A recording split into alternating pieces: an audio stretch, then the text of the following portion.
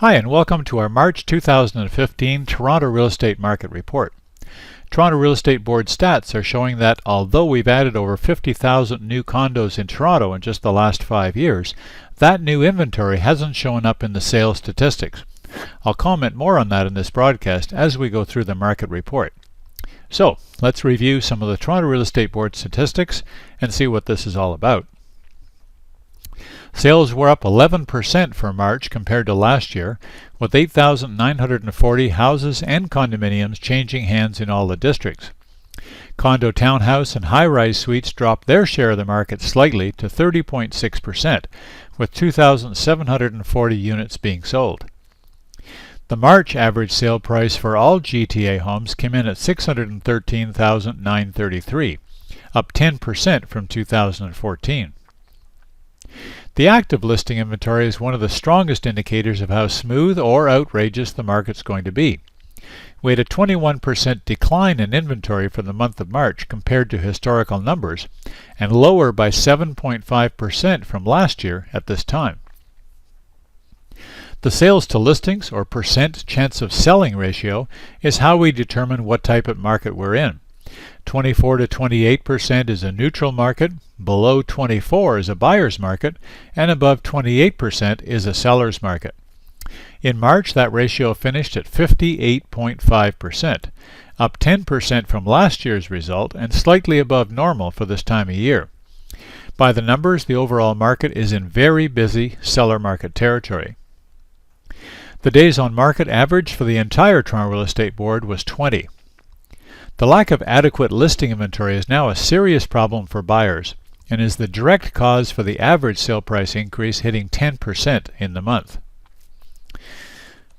So, let's look at what's happening in the downtown Toronto condominium market. West of Yonge and south of Bloor in the CO1 Treb district, the average sale price for March was just over $431,000. That number represented a 2.9% decrease from the same time last year. With 356 condo sales in the month, the numbers were actually up 21% compared to 2014. There were 1,282 active listings on the market in March, about the same as last year.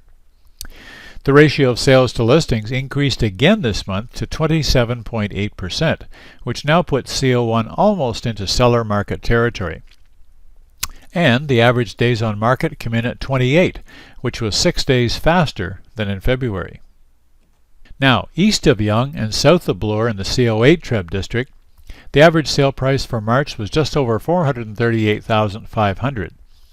That number represented a modest 2.5% increase from 2014.